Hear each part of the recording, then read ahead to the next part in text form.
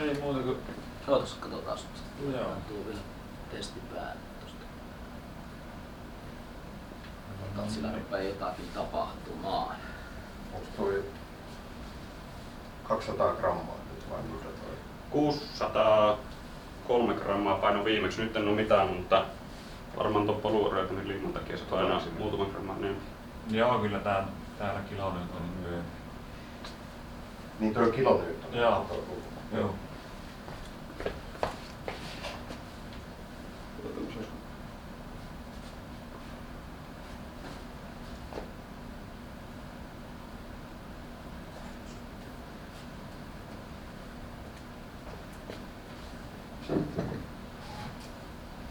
Paljon. 1,5.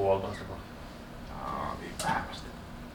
Joo. Tosiaan jos yli 400 kiloa mennään, niin tää on todella hyvä.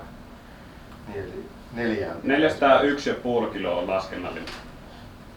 Mutta tää pitää ottaa huomioon, että tää on nyt korjattu niistä paloista. Niin, mutta sitä suuremmalla jos ylös päästään yli 400 kiloa. Mä en tiedä miten puu käyttäytyy, että kun te olette sen myötä jo vetänyt. Mutta siis periaatteessa ei pitäisi vaikuttaa, kun se plastisuus, kun se menee sinne myötäalalle, on se loppuvaihtoehto varaajassa. Tää loppuu. Oi. Se on vähän nyt Ehkä paljon. 2,77 maksimi. 2,8. Nyt tullaan 3. Se tulee aika nopeasti lopulta se. Nyt tullaan yli 3. Nyt on ihan hyvin. Nyt vähän rätistä. On kyllä jonkkelissa tuo. Sulla on 3. Tuo on muuten Niiaa sivulle. Joo, mutta Mutta se vejä on vaan, mutta se renki Niiaa kyllä tuonne puolella. päin. Ennen pitkään.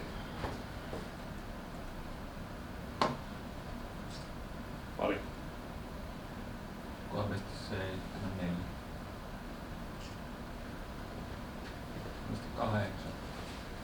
Se on jäähtyä.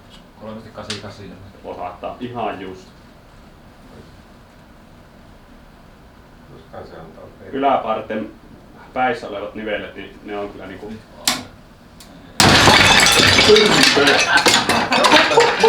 4,09. Se on 4,09, paljon se tekee kiloinen?